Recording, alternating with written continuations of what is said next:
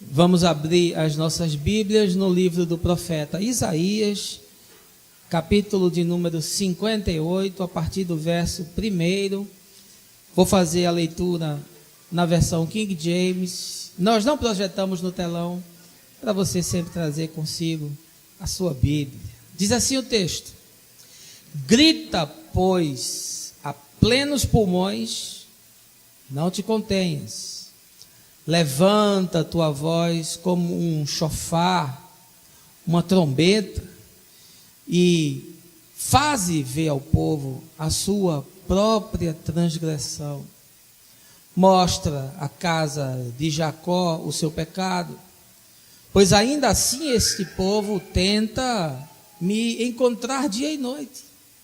Parecem mesmo pessoas desejosas de conhecer as minhas orientações, como se formassem uma nação que faz o que é direito e que não abandonou os mandamentos do seu Deus. Solicitam-me decisões justas e demonstram a vontade de que Deus se aproxime deles. E questionam: por que jejuamos regularmente, se tu não reparas? Temos mortificado e humilhado sobremaneira as nossas almas, e tu não tomas conhecimento de tudo isso? A razão está em que no dia do vosso jejum, correis atrás dos vossos próprios desejos e negócios, assim como também explorai os vossos trabalhadores.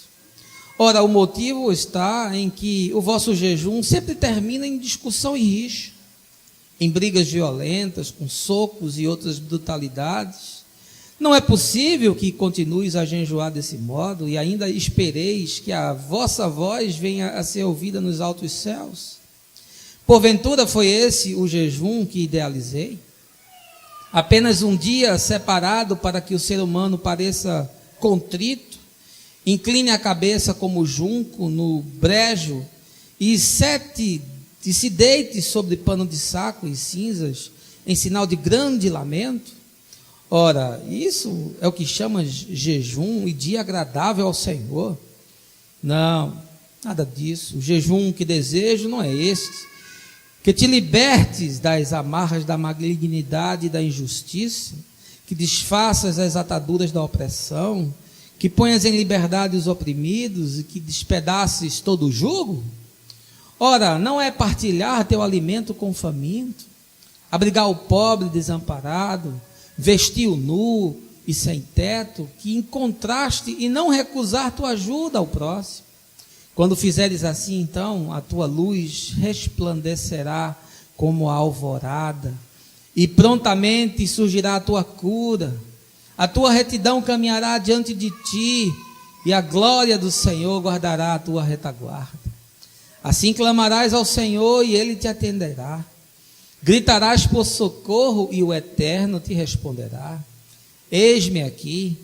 Mas isto, se afastares do meio de ti o jugo opressor, a língua e os gestos acusadores e a falsidade do falar, se com renúncia própria beneficiares os que têm fome e buscares satisfazer o anseio dos aflitos, então naturalmente a tua luz despontará nas trevas e a tua noite será como o meio-dia. O Senhor será o teu guia continuamente, te assegurará a fartura, mesmo em terra árida. Ele revigorará os teus ossos, e tu serás como um jardim regado, como uma fonte generosa e borbulhante, cujas águas nunca se esgotam. Seu povo reconstruirá as velhas ruínas e restaurará os alicerces antigos. Serás chamado reparador de muros, restaurador de caminhos e moradias. Se vigiares teus pés, a fim de que não profanes o sábado, para não fazer o que bem quiser, e meu santo dia, se considerares e chamares delícia o meu sábado, e honroso o santo dia do Eterno, e se o dignificares, deixando de seguir seus próprios caminhos, de fazer o que bem deseja e de falar irrefletidamente, então encontrarás no Senhor a tua grande alegria, e eu farei com que cavalgues nos altos da terra, e se banqueteie com a herança de Jacó teu pai, porquanto a boca do Senhor o disse. Meus irmãos, essa é a palavra do Senhor, e eu desejo muito que ela essa manhã se torne referência, se torne ensinamento, que ela desperte consciências, mas que, sobretudo, ela ganhe concretude no chão no qual você e a sua casa estão caminhando. Olha, essa foi uma semana bem difícil. Escândalo do Petrolão, que não para de vazar dinheiro. BBB 15, com todo tipo de idiotice para quem gosta. Crise energética, aliás, a sua conta de luz vem aí com bandeira vermelha. Benihim no Brasil, sem comentários. Delação premiada da Camargo Correia, que agora assume de vez que entrou no esquema. Aumento do dólar. Acredite se quiser, malária no Rio de Janeiro. E aumento da taxa dos desempregados. Justificativas mirabolantes de Anderson Silva sobre o doping. Temer no horário político do PMDB dizendo que não vai abandonar o Brasil. E contas fantasmas do HSBC. Além de greve dos caminhoneiros. E eu fico me perguntando o que é que eu tenho a ver com isso. E estendo essa manhã essa pergunta também para você. O que é que você tem a ver com isso? Com corrupção, com falta de valores, com perda de referência, com falta de liderança, com negociatas, com falcatruas, com desonestidade, com jogo de empurra, com descaso, com insensibilidade. O que é que isso tem a ver conosco? Comigo e com você, que somos filhos do Evangelho e que somos herdeiros da eternidade. E eu quero lhe dizer, isso tem tudo a ver com você. Aliás, me assombra se você pensar de forma diferente. Mas é uma tristeza ver o que existe no senso comum da cristandade, de que crente não se envolve com política, de que crente não faz protesto, de que crente não se mexe e não se envolve com coisa do mundo, de que crente não faz denúncia, de que crente não entra nesse ambiente e não senta com aquela pessoa, de que crente não pode fazer uma crítica. Para esses, o crente fica em cima do muro, o crente faz corpo mole, o crente foge de qualquer situação de confronto, o crente faz vista grossa, abraça aquilo que julga politicamente correto.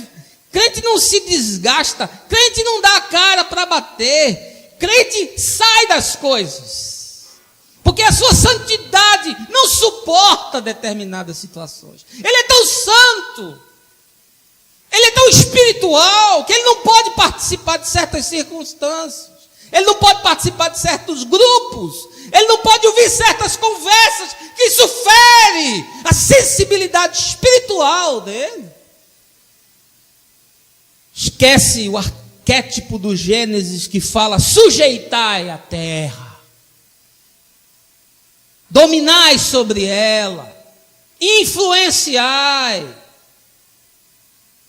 O crente não está nem aí porque não seja igreja.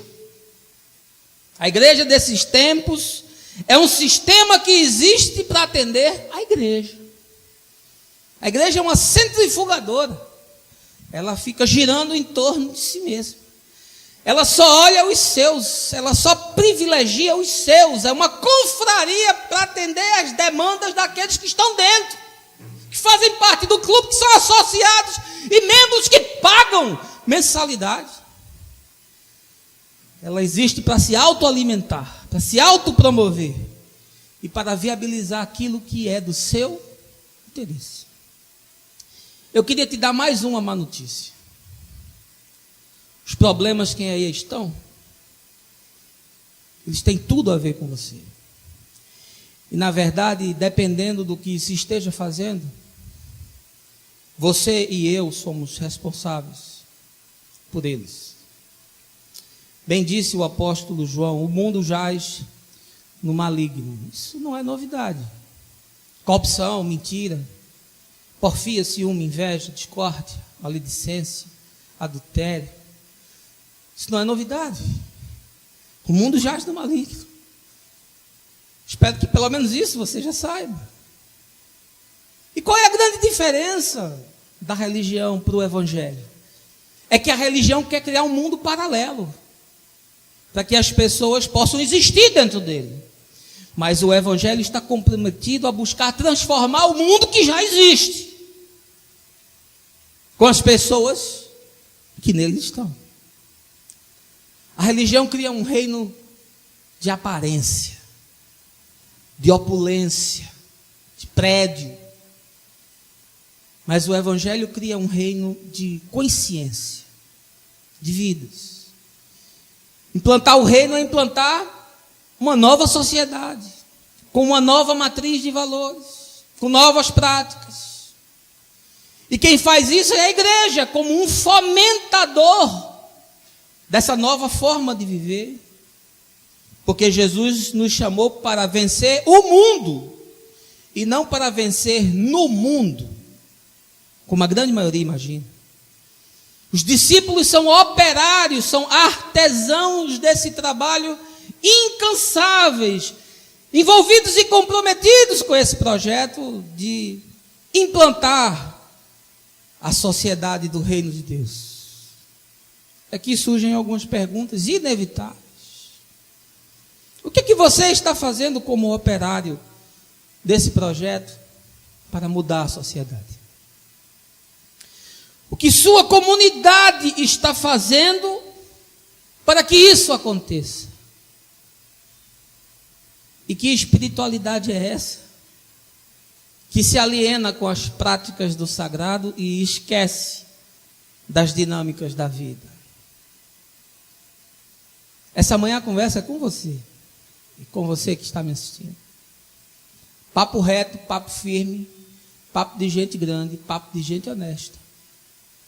Papo de quem não quer correr da raia e quer dizer, é comigo e esse sou eu. Mas eu não quero avançar sem convidar você a um momento de oração. Baixa aí a sua cabeça, fecha os seus olhos.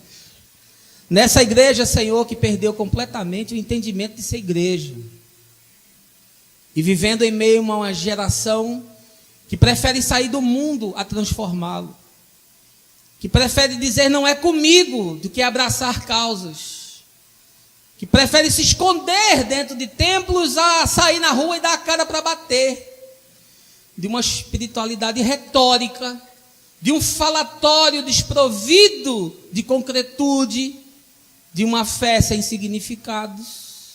É nesse tempo difícil que nós vivemos. E é nessa circunstância tão difícil que somos chamados a mudar, a transformar. E queremos dizer, como disse o profeta Isaías: eis-me aqui, Senhor, envia-me a mim. Essa manhã, Senhor, pela tua palavra, fala com essa gente boa e com os milhares que vão assistir depois. É o que eu te peço, no nome de Jesus. Amém. Queria convidar você a voltar aí cerca de 2.700 anos e cair no meio de Judá, pós-exílica, depois do povo voltar da Babilônia, 70 anos de escravidão. E queria situar você dentro desse texto, porque eu penso que com todas as cores que vão surgir, ele vai ganhar um novo significado. E você poderá interpretá-lo de forma bem melhor. Eu sou daqueles que acredita que Isaías é um texto que foi escrito por mais de um autor. Portanto, nós estamos lendo o capítulo 58, que no entendimento de críticos bíblicos, de exegetas, foi escrito pelo terceiro Isaías, do capítulo 56 até o 66. Mas eu não vou entrar nesse detalhe porque ele não muda em absoluto aquilo que nós vamos partilhar essa manhã. Mas eu queria que você entendesse em que contexto esse texto foi escrito. 70 anos haviam se passado desde que o povo havia sido violentamente tirado da sua terra e levado para a Babilônia, que é o império que está dominando nesse mundo. Nesses 70 anos, muita coisa aconteceu. Não só para os que foram, como também para os que ficaram. Porque muitos ficaram. Muitos foram mortos no confronto. Muitos tiveram as suas casas destruídas. Muitos foram expostos a cenas pavorosas. Eles viram os muros ser derrubados. Eles viram o templo ser destruído. Eles tiveram a sensação de que Deus os abandonou. Eles tiveram o sentimento de que Deus esqueceu-se deles. Eles viram diante dos seus olhos as profecias que haviam sido ditas de que haveria aquele momento na história, porque o povo insistia em endurecer o seu coração e em praticar todo tipo de injustiça. E o dia chegou, e a cidade foi arrasada.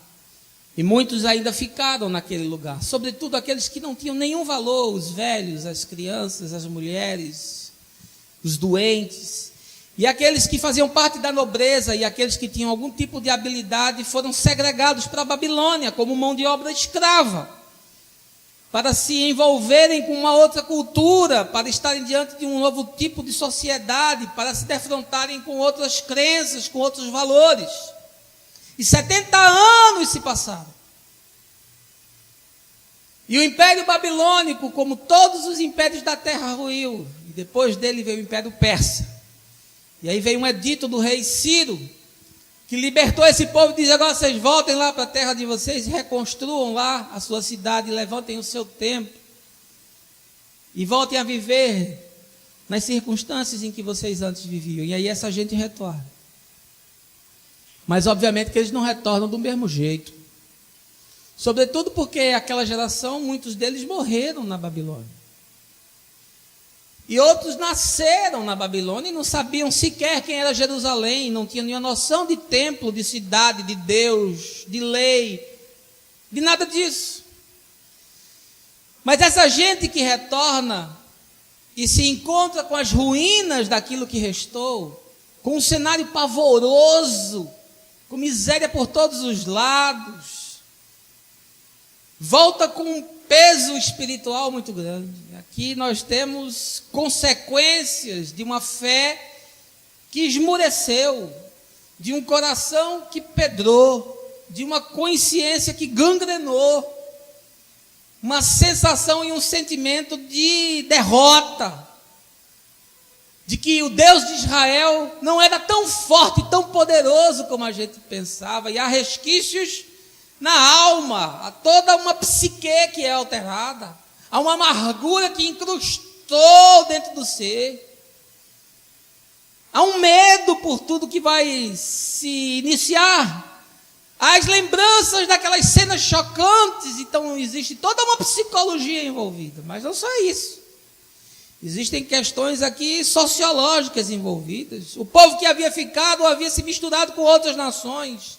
Novas etnias haviam surgido. Aquele sentimento de pureza que sempre o judeu carregou, de não se misturar, havia sido quebrado. E aí essa gente retorna e encontra todo esse cenário.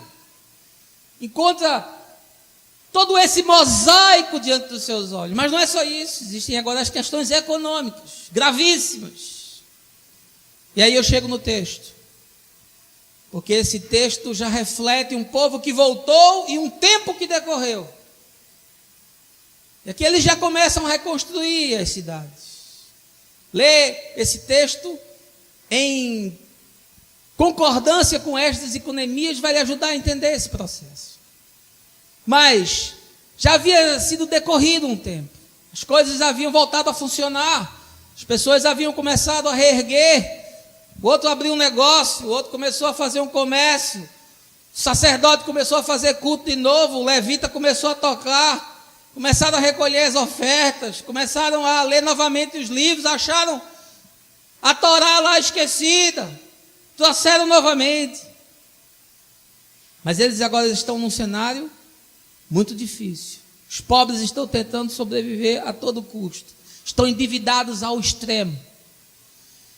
O retorno da Babilônia foi bom no sentido de poderem reconstruir a nação, mas o Império Persa esmagava eles com tributos muito pesados. Eles eram asfixiados, juros muito altos, bancos que cobravam um financiamento com juros escorchantes, agiota por todos os lados, linha de crédito restrita, pequeno empreendedor desassistido, os pobres entregues à sorte, fome por todo canto, muito pedinte na rua, doença de todo tipo, atendimento do SUS o pior possível, os que podiam pagar por um remédio e por uma assistência médica melhor, sempre privilegiados, falta de moradia, as pessoas vivendo entregues à sua própria revelia, à sua própria sorte, em bolsões de miséria, enquanto a aristocracia judaica estava encastelada, enquanto a elite sacerdotal estava privilegiada, e essa gente morrendo, falta de dignidade, corrupção do clero, todo tipo de safadeza dentro do culto, todo tipo de manipulação, de espoliação. E eu olho para esse cenário de Isaías e digo, é igualzinho ao de hoje. Porque o texto parece que é arquetípico, que revela a maldade do homem. Porque eles poderiam construir de outra forma. Porque eles estavam tendo a oportunidade de um novo começo. Porque eles estavam se lançando para uma nova proposta. Porque haviam saído de um desterro. Porque foram participantes das consequências da dureza, da opressão, da injustiça, da malícia, da perversidade. E você imagina, poxa, agora eles aprenderam. Agora eles farão diferente. Agora eles terão Deus no coração. E a lei não vai ser o texto, o código, mas vai ser as verdades impressas na alma, encharcada a consciência, que vai desdobrar num agir. Mas não, eles fizeram tudo do mesmo jeito. Já estavam acontecendo as mesmas coisas. E esses capítulos que vão de 56 até 66, é um texto profético que tenta animar esse povo, que tenta motivar esse povo. É Deus não mais falando como nos outros textos do castigo. É Deus não mais falando das consequências e dos desdobramentos dos atos insanos e perversos, mas agora é Deus animando e dizendo, olha Jerusalém, eu vou te restaurar. Olha Jerusalém, eu vou te curar. Olha Jerusalém, eu vou te tirar do monturo de cinza. Olha Jerusalém, eu vou te levantar desse lamaçal do qual você entrou. É um texto para levantar as pessoas, é um texto para trazer algum consolo para quem vive nessa circunstância. Está esquecido de tudo, está esquecido do governo, está esquecido da religião, está esquecido da família. É a sociedade dos desamparados e é tudo tão semelhante ao que nós estamos vivendo. Eu quero dizer uma coisa essa manhã, é possível, ainda aqui, construir uma nova sociedade. É possível trazer o céu e promover a reconstrução da terra. É possível. Mas nós estamos vivendo na sociedade da estética. Nós estamos vivendo na sociedade da performance. Nós estamos vivendo na sociedade da aparência.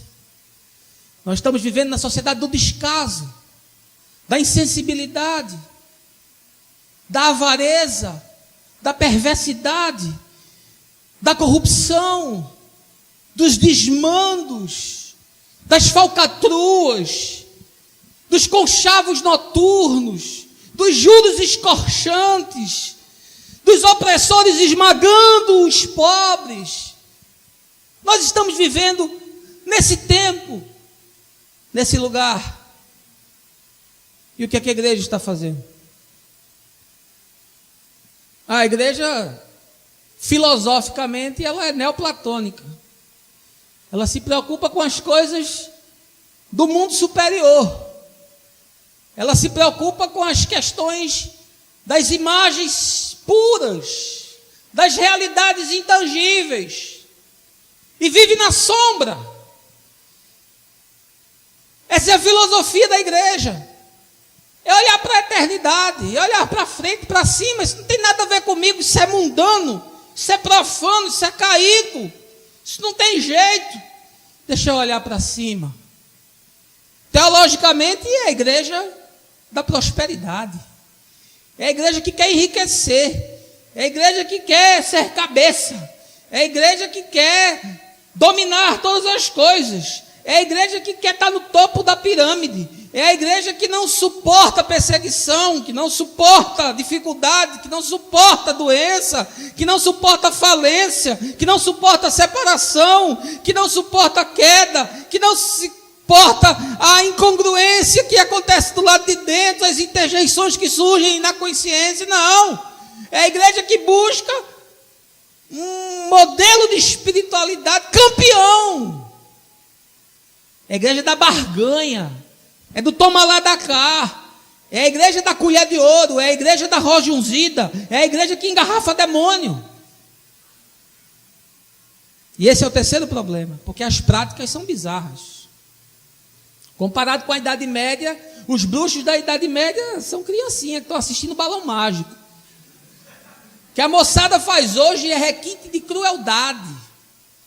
O que se faz com as pessoas que estão dentro de templos hoje beira o absurdo. E eu fico me perguntando como é que essa gente se submete a isso.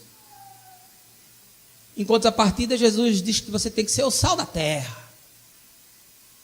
Jesus diz que você tem que ser a luz do mundo. Jesus diz que você tem que ser o fermento da massa.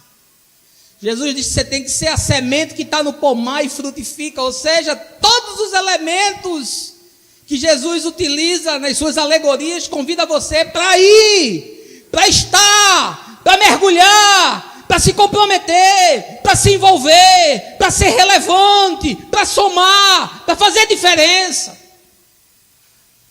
Mas talvez você queira sair, porque esse ambiente não é para você, que esse grupo não é para você, porque aqui se fala coisa que você não suporta, os seus ouvidos não aguentam tamanha profanação. Aí de noite você assiste BBB 15. O que pode ser feito? O que tem que ser feito? O que precisa ser feito? O que é inevitável ser feito? O que é imprescindível ser feito? Para que eu e você nos tornemos artesãos dessa sociedade da ética, dessa sociedade do reino de Deus. Você quer mudar o que está aí? Eu vou lhe dizer como. Porque Isaías já nos ensinou. O próprio Deus falando com essa gente que está num contexto muito parecido com o seu e com o meu. Vivendo as mesmas circunstâncias, inclusive do ponto de vista de sua espiritualidade. E o texto nos dá 3 lições. Se você quiser, volte a sua Bíblia, porque eu vou tirar tudo do texto. E a primeira delas é o seguinte: você quer ser o artesão desse novo tempo? Abandone toda a espiritualidade conceitual, que se traveste de práticas pseudo-piedosas. Veja aí, versos 2, 4 e 5.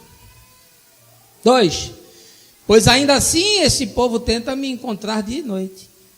Parecem mesmo pessoas desejosas de conhecer as minhas orientações, como se formassem uma nação que faz o que é direito e que não abandonou os mandamentos do seu Deus. Solicitam-me decisões justas e demonstram a vontade de que Deus se aproxime deles. Verso 4. Ora, o motivo está em que o vosso jejum sempre termina em discussão, em rixa, em brigas violentas, com socos e outras brutalidades.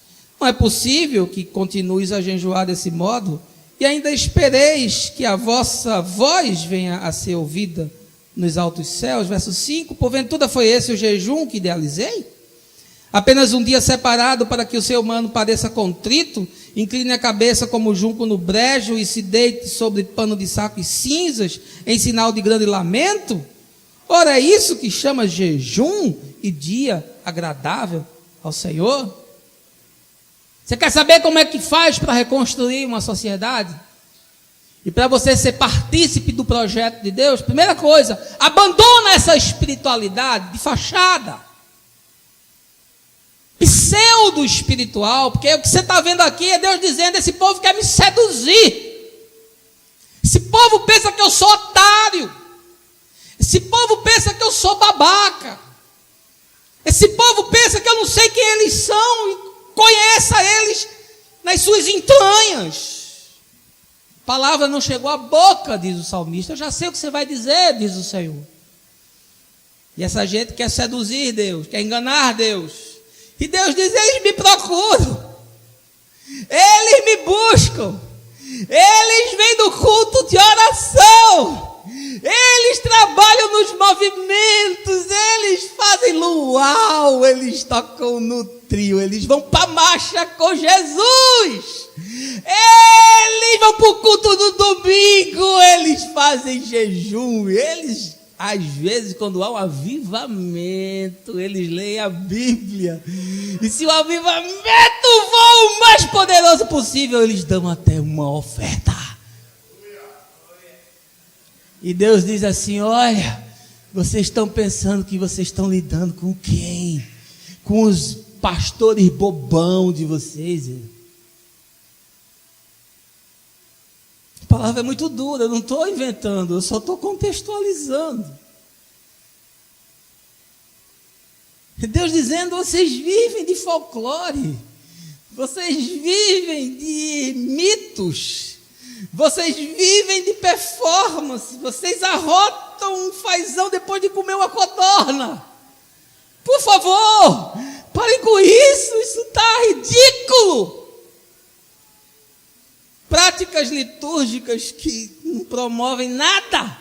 E aqui eles citam jejum, aí o cara pensa que é só o jejum que ele está falando. Não, meu irmão, por favor, abra a sua cabecinha. Ele está falando de qualquer prática. Ele está falando do culto que você vem sem entendimento, que você vem sem compromisso, que você vem quando quer. Você está vendo zap enquanto a palavra está rolando, enquanto a adoração está acontecendo. Você não consegue ter o compromisso, chega na hora, que na hora do ofertório você diz: não é comigo, não tenho nada a ver com isso. Porque você precisa ser constrangido, o cara precisa dizer que vai entrar um gafanhoto gigante, vai comer a sua casa, para você dar. Essa prática que não tem valor para nada, é o cara que vem aqui tomar ceia, não sabe o que está fazendo. Molha lá a bolachinha, bota para dentro, faz o sinal da cruz, o salamaleque todo, mas não sabe quais são as implicações daquilo. Porque ele não quer ir para a cruz como Jesus foi. Porque ele não quer dar a sua vida pelos irmãos como Jesus deu. Aí ele pensa que Deus quer esse ritualzinho bobo, toda semana molhar um pãozinho, um covilzinho, botar para dentro, dizer aleluia e pronto. E é isso que Deus quer. Porque Deus, meu irmão, está surtado. Deus está fumando maconha no céu, doidão, dizendo: ah, isso que eu quero. Por favor, veja o que o texto está dizendo.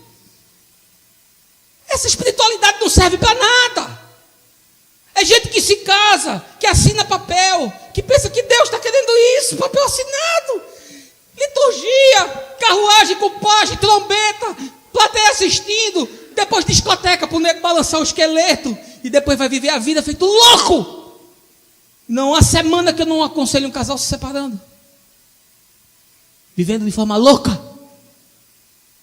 Mas se casou no religioso, batizou os meninos na igreja, e depois você joga eles para assistir esse lixo que está aí, para ser criado por babá, para ser criado pela escola, e você se evade da sua responsabilidade, e chama isso de culto, chama isso de ensino, adoração. Não sabe o que é adoração, cantando loucura, pega as letras das músicas que estão aí, lixo, tudo lixo, de cantor que cobra 60 mil reais para fazer um show, e você é envolvido com isso. Por favor, Escute o texto. Ele está dizendo: esse jejum não serve para nada. Essa oração não serve de nada, porque é a oração que você arrota frases de efeito para o céu. Com voz impostada. Grandioso Deus, Tu que és o Senhor eterno, Tu que tens os teus pés sobre o mundo.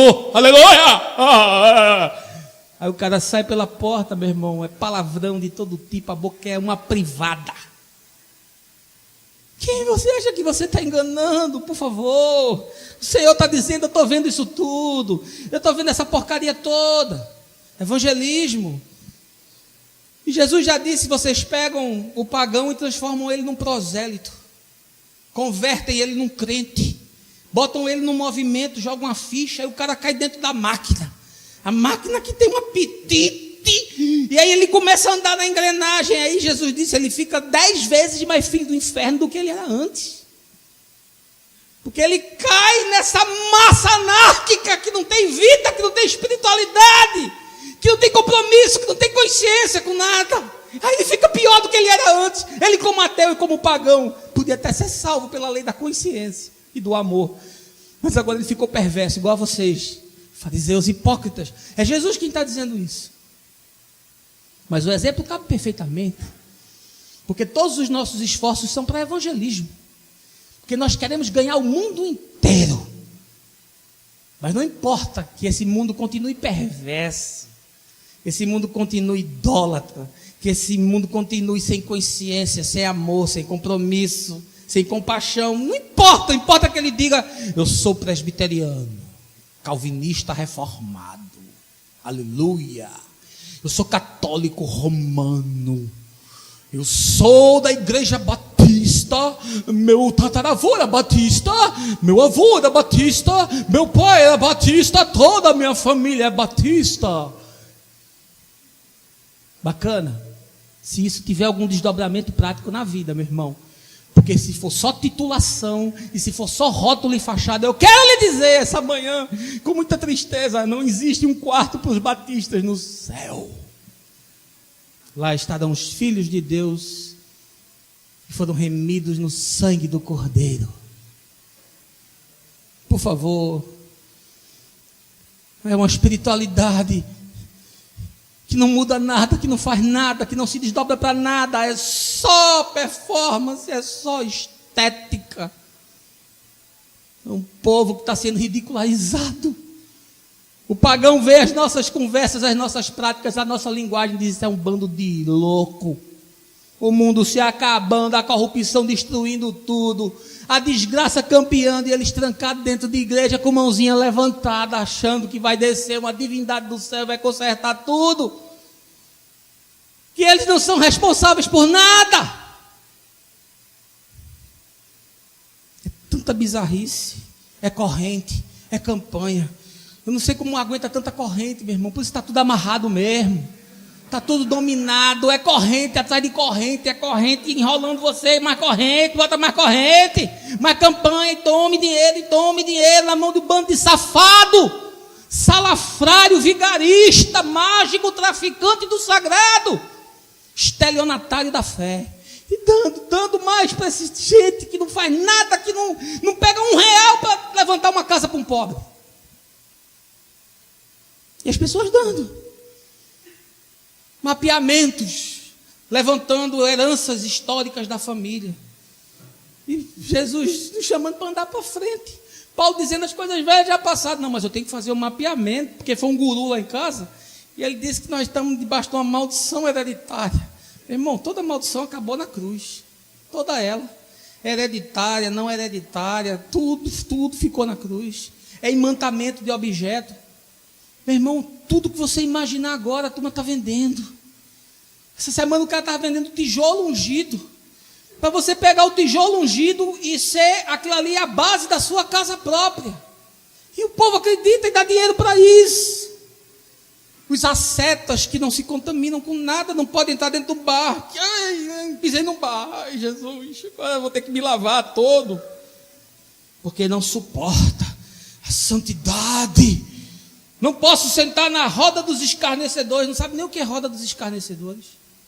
sabe nem o que é isso, usa o texto, pega o Salmo 1, pensa que interpreta de todo jeito, joga para cima. Saí do meio dela, povo meu, Coríntios, coitado, não sabe interpretar nada. Aí cria essa espiritualidade, você não toca em nada, não conversa com ninguém, você não se mistura, você sai de tudo. Tem um negócio que está se conversando, você não gosta, você sai, porque você é santo demais. Você não pode tocar em mim, porque vai me contaminar. Você ainda está nisso. Em vez de você se misturar, em vez de você influenciar, em vez de você ser paciente com a debilidade e a idiotice do outro, não, você sai. Deixa pegar fogo, deixa cair, deixa explodir, meu irmão. A minha consciência é só para mim, não é para os outros não, eu recebi é só para mim. E Paulo diz, o fim da lei é Cristo, para a justiça de todo o que crê. Amém, irmãos? Sabe o que é isso? O fim da lei é Cristo? O fim da lei é Cristo, o fim do espiritismo é Cristo, o fim da maçonaria é Cristo, o fim da macumba é Cristo, o fim do esoterismo é Cristo, o fim das campanhas, das barganhas, dos amuletos é Cristo. Paulo está dizendo, olha, tudo converge para Jesus. Quando a gente é infantil, a gente pode se dar todas essas práticas, mas no fim, de alguma forma, aquele que é sincero de coração, ele vai chegar e vai encontrar a Cristo. Não é igreja, não é denominação, não é teologia, mas ele vai encontrar a Cristo. E aquele que encontrar a Cristo nunca mais será o mesmo. Amém? Segundo lugar, eu quero lhe dizer, se você quer ser o artesão desse novo tempo, se você quer construir essa nova sociedade, se você quer meter a mão na massa, se você quer se envolver e ser um partícipe desse projeto, você precisa construir uma espiritualidade que eleja o próximo como um altar e a vida como um culto. Veja aí, versos 3, 6, 7 e 10. Vou ler. Verso 3. E questionam, por que jejuamos regularmente se tu não reparas? Temos mortificado e humilhado sobremaneira as nossas almas e tu não tomas conhecimento de tudo isso? A razão está em que no dia do vosso jejum correis atrás dos vossos desejos e negócios, assim como também explorais os vossos trabalhadores. Verso 6. Nada disso. O jejum que desejo não é este, que libertes das amarras da malignidade e da injustiça, que desfaças as ataduras da opressão, que pões em liberdade os oprimidos e que despedaces todo o jugo. Verso 7. Ora, não é partilhar teu alimento com o faminto, abrigar o pobre desamparado, vestir o nu e sem teto, que encontrastes, não recusar tua ajuda ao próximo. Verso 10. Se com renúncia própria beneficiares os que têm fome e buscares satisfazer o anseio dos aflitos, então naturalmente a tua luz despontará nas trevas e a tua noite será como o meio-dia. Construa uma espiritualidade que faça que o altar não seja um móvel, mas seja o outro que precisa, e que o culto não seja esse encontro apenas, mas que o culto seja todas as dinâmicas da vida. Mas nós construímos uma espiritualidade dicotômica, coisas espirituais e coisas do mundo. Nós construímos essa espiritualidade dissociada da realidade. Nós nos trancamos dentro dos nossos castelos, nós vivemos uns para os outros, nós nos autoalimentamos e nos autoafagamos e nos automassageamos. E o mundo que exploda, meu irmão, porque não é comigo. Eu não tenho nada a ver com isso.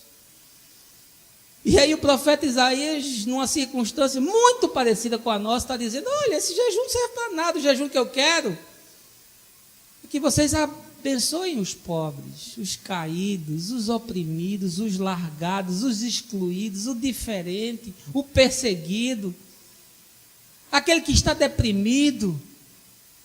O jejum que eu quero e a espiritualidade que eu desejo não é plástica, não é estética, não é selfie, só foto de você mesmo, não aparece ninguém na sua foto, meu irmão, não tem ninguém no seu radar, você não tem compromisso com ninguém, é só com você, É uma espiritualidade do vem a nós, mas o vosso reino nada. É uma espiritualidade que só tem caminho de subida, mas não tem caminho de descida. Que só se alegra e só se compromete com as realidades imateriais e transcendentes e sobrenaturais. Não tem nada do concreto da vida. Não tem nada da realidade da existência. Ah, não. O profeta diz que eu e você estamos sendo chamados a uma espiritualidade prática. Há uma espiritualidade que tem desdobramento. Há um culto que quando termina aqui se materializa lá fora. Há uma solidariedade que nos faz olhar para o todo. Há uma responsabilidade que nos leva a perceber que está para muito além do nosso quintal. Não faça descaso da vida. O cara está agonizando na sua porta. É o Lázaro. Está lá comendo a comida que os cachorros não querem. E você está aqui jejuando, orando e fazendo campanha. Por favor, meu irmão. O cara está desgraçado na sua porta. Talvez seja o seu vizinho. Talvez esteja na esquina. Talvez seja um parente seu. Jogado num canto, com a família destruída, com a vida escangalhada. E você diz, não sou eu não é comigo não. Não tenho nada a ver com isso, não. Deus já me salvou. Eu já vou para o culto, já faço jejum, já participo do ministério. Eu não quero, não dá mais, minha agenda não cabe. Por favor. Eu não acredito mais em nenhum tipo de espiritualidade que não se organiza, que não se engaja. Eu não acredito mais em nenhuma espiritualidade que não denuncia, que não se levanta contra as forças, os poderosos, sejam eles quem forem, seja no clero, seja no governo, seja nas empresas, seja nas associações, seja no terceiro setor, seja quem for, esse papel é seu e é meu, porque nós temos a consciência do Evangelho e Deus vai cobrar isso de nós. Uma espiritualidade que não olha 360 graus, uma espiritualidade que não abre o jornal, que só quer ler a Bíblia, mas não quer ler o UOL. Só quer viver pensando na Nova Jerusalém, mas não quer construir uma nova terra aqui e agora. Só quer as bênçãos, mas não quer os mandamentos. Só quer usufruir dos dons, mas não quer exercer os frutos. Esse tipo de espiritualidade, meu amigo, não serve para nada.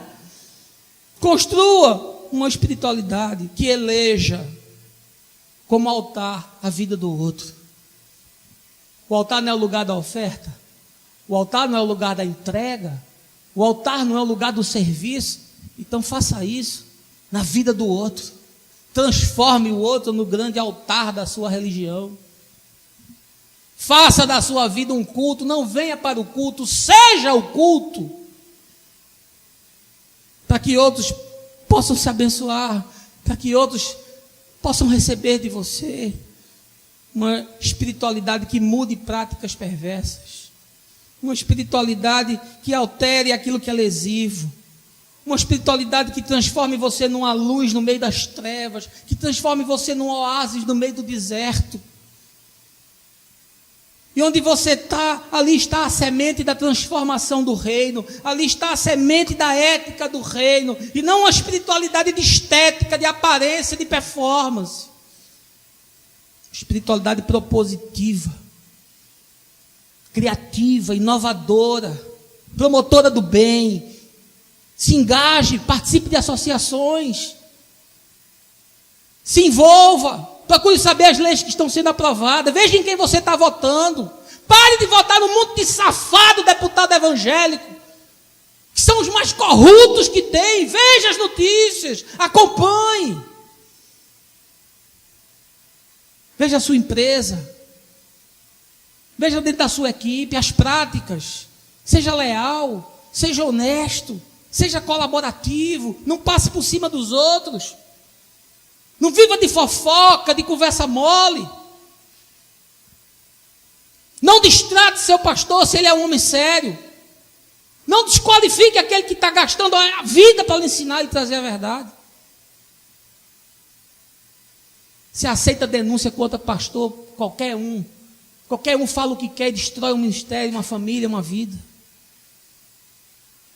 Ainda tem meia dúzia de gente séria, no meio de muita gente sem vergonha. Que espiritualidade é essa? Que a gente vê as coisas acontecerem e se esvade, se desvia. O cara está lá caído no caminho, mas você é o sacerdote que desceu do templo de Jerusalém. Já fiz meu culto, já participei do meu turno, já dei a minha contribuição, já fiz a minha parte. O cara está lá, você passa do lado. Não se envolve com nada, não cria raiz em canto nenhum, não desenvolve relacionamento, não se compromete. Vive nessa igreja academia que eu preguei a semana passada, levando bombada, para na semana que vem voltar e levar mais bombada de novo. Enquanto o profeta está nos falando da parte de Deus, olha, que jejum é esse? Que espiritualidade é essa que vocês veem quebrado, caído, necessitado? Vocês veem a injustiça, a corrupção, a miséria. Vocês veem todo tipo de prática lesiva acontecendo e você não se sente responsável por isso. E você não se sente parte disso, e você não chora por isso, e você não se angustia com isso. Isso não lhe incomoda, isso não lhe faz mal, isso não lhe tira do sério. Não, porque eu não quero me envolver, porque o mundo jaz no maligno. Aí pega o texto de João, faz uma aplicação brutal, bizarra, porque isso já está perdido. Eu quero lhe dizer, não está perdido não. Porque um homem chamou 12, que chamou 70, que chamou 500, que transformou a história da humanidade. Porque o evangelho chegou até você por causa de meia dúzia que acreditaram que era possível. É possível. E a igreja é o instrumento de fomento de uma nova consciência. E você é o operário desse grande projeto que Deus quer fazer. Amém, meu irmão? Em último lugar, eu quero lhe dizer que você precisa compreender que o grande desafio da existência é ter mente e coração pacificados. Veja aí, verso 8. Quando fizeres assim, então, a tua luz resplandecerá como a alvorada, e prontamente surgirá a tua cura. A tua retidão caminhará diante de ti, a glória do Senhor guardará a tua retaguarda. Verso 9. Assim clamarás ao Senhor e Ele te atenderá. Gritarás por socorro e o Eterno te responderá: eis-me aqui. Mas isso, se afastares do meio de ti o jugo opressor, a língua e os gestos acusadores e a falsidade do falar. Verso 11. O Senhor será o teu guia continuamente e te assegurará a fartura mesmo em terra árida. Ele revigorará os teus ossos e tu serás como um jardim regado, como uma fonte generosa e borbulhante, cujas águas nunca se esgotam. Verso 12. Seu povo reconstruirá as velhas ruínas e restaurará os alicerces antigos. Serás chamado reparador de muros, restaurador de caminhos e moradias. Você sabe o que é melhor de Deus na vida? É um coração pacificado. É uma consciência apaziguada. É uma existência que, em meio a essa loucura do que vivemos, consegue caminhar de forma tranquila. O texto diz: você vai ser a luz que vai irromper nas trevas. Sabe o que é isso? Você é um mensageiro da esperança. Você é um propagador da misericórdia. Você é um agente da graça. Onde você chega, a coisa fica melhor. Onde você pisa, as coisas se tornam menos pesadas. A sua fala sempre traz um conforto. A sua presença sempre inspira confiança. O seu abraço é sempre mais gostoso. O seu sorriso tem sempre mais luz. Porque o Espírito de Deus vive em você.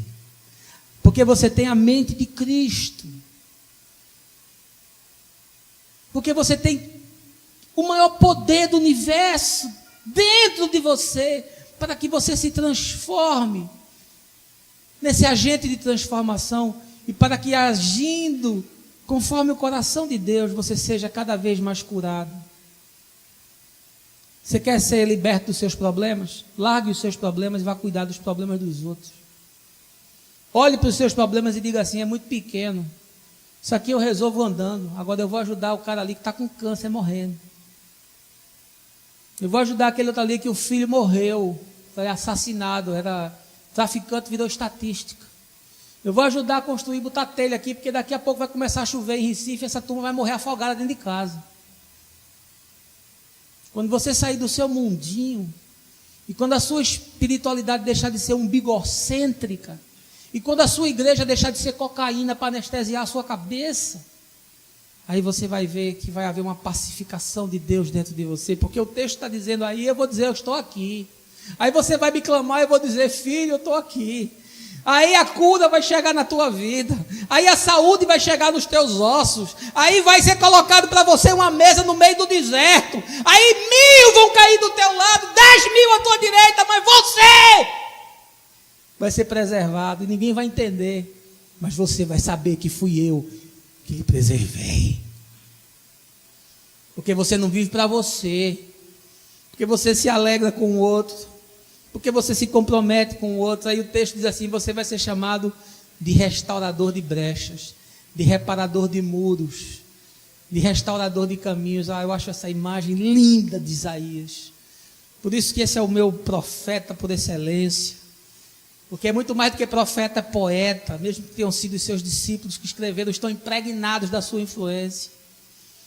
Sabe o que é um restaurador, meu irmão? É o trabalho mais difícil que existe. Restaurar é o trabalho mais difícil que existe, porque é um trabalho de paciência. Pergunte a qualquer arquiteto se ele prefere derrubar e construir de novo ou se ele prefere restaurar. Ele vai dizer, eu prefiro começar tudo do zero. Porque está lá, restaurar para trazer como era antes, para estar conforme o original. Ah, como é difícil. Tem que ter uma paciência de Jó, meu irmão. Você tem que aguentar aquilo que às vezes é insuportável, você tem que tolerar a infantilidade, você tem que tolerar a jactância, você tem que tolerar os santarrões que querem arrasar o outro, querem esmagar o outro, querem arrancar a cabeça do outro, querem tirar o outro, porque ele não é igual a você, ele não pensa como você, ele não fala como você, ele não crê como você, ele não se expressa como você, ele não levanta a mão assim 90 graus como você. Restaurador de brechas é aquele que entra onde está o buraco. É aquele que vai justamente onde há uma passagem para o adversário, para o inimigo. E ele vai lá e diz, aqui fico eu. Por aqui não passa mais não. Restaurador de caminhos é aquele que coloca concreto no chão daquele que está andando no atoleiro da vida. É aquele que diz, meu irmão, saia da lama e venha pisar na terra firme. Eu sou um restaurador de caminhos. Ah, que imagem linda. Ah, se você entendesse isso. Ah, se você compreendesse para o que é que Deus está lhe chamando, meu irmão. E não ficasse nessa espiritualidade tão tosca, tão pobre, tão árida, tão dessignificada, tão egoísta. Entendesse que Deus está lhe chamando para ser esse restaurador de vidas, de famílias, de gente que está desgraçada, do drogadito esquecido, do perdido, do viciado, do prostituído, daquele excluído, do pobre, daquele que ninguém olha, ninguém quer. E você é o restaurador. Você é aquele que quando chega o bom perfume de Cristo. O ambiente fica gostoso, chegou luz, chegou alegria, chegou esperança. Esse é o chamado. Sabe quando você vai ser feliz? Quando felicidade deixar de ser uma tirania na sua vida e passar a ser uma missão para que você faça o outro feliz. Sabe quando é que seu casamento vai ser feliz? Quando você buscar a felicidade do seu cônjuge, esquecer a sua. Aí você vai ter um casamento feliz. Aliás, o poeta já dizia tudo. É impossível ser feliz sozinho. Tom Jobim sabia tudo. É impossível ser feliz sozinho. Que a Escritura nos ensina de um convite, de uma espiritualidade que faz com que Deus se incline, que Deus ouça, que Deus atente, que Deus se comprometa com a sua história e com seus dramas. É aquela espiritualidade que pacifica você para que você seja um pacificador de outros. Esse é o desafio, esse é o chamado, esse é o propósito. Eu queria concluir lhe contando uma história que é uma história conhecida, mas talvez alguns não saibam. Um homem estava de manhã cedo numa praia deserta, e ele estava olhando assim a areia, naquele amanhecer do dia, aquela luz prateada do sol na água, e de repente ele viu uma criança, uma menina, e havia milhares de estrelas do mar naquela manhã na areia, e a menina pegava e ia naquela multidão de estrelas, eram tantas que estavam umas sobre as outras, parecia um grande tapete, e ela pegava a estrelinha, e ela entrava dentro d'água, e soltava a estrelinha dentro d'água, e depois ela voltava novamente, pegava outra estrelinha, voltava para dentro do mar, e soltava a estrelinha dentro d'água. Ele achou aquilo tão bonito, ele achou aquilo tão romântico, ele achou aquilo tão poético, e ele achou aquilo tão sem cabimento. E aí ele andou, chegou junto dela e disse: filha, que lindo que você está fazendo. Mas deixa o vovô te dizer uma coisa, eu que já sou um homem calejado, eu que já sou um homem vivido, experiente, eu que sei o drama da vida, eu que já não tenho mais romantismos, não tenho mais falsas ilusões, deixa eu te dizer uma coisa. E ela disse: diga, vovô. Disse: olha, não adianta você botar essa estrelinha dentro do mar, porque você não vai conseguir colocar todas. Essa é uma tarefa impossível. Nós precisaríamos de centenas de milhares de pessoas para fazer isso. E aí a criança, na sua inocência, mas na sua sabedoria, disse: eu sei, de fato, talvez eu consiga colocar umas 20 ou 30. E aí pegou uma estrelinha, olhou para ele e disse: eu não vou conseguir colocar todas, mas para essa daqui eu vou fazer toda a diferença. E voltou e colocou ela no mar. E o homem saiu cabisbaixo. Eu não sei quantos a gente pode salvar. Eu não sei quantos você poderia salvar. Eu não sei quantos na sua casa você poderia salvar. Eu não sei quantos na sua rua você poderia salvar. Não sei quantos na sua empresa você poderia salvar. Na sua faculdade, eu não sei quantos. Mas se for um só, para esse que foi alcançado, fará toda a diferença. Eu fico pensando numa sociedade de empresários cristãos, pagando o que é justo, preocupado com os funcionários, tolerantes, pacientes. Eu fico pensando numa sociedade de médicos cristãos, envolvidos com o Abraçando o Bairro, que a gente não consegue 2 cardiologistas, só o Germano que vem aqui, coitado, no maior sacrifício do mundo atender. E esse local cheio de médicos atendendo de graça.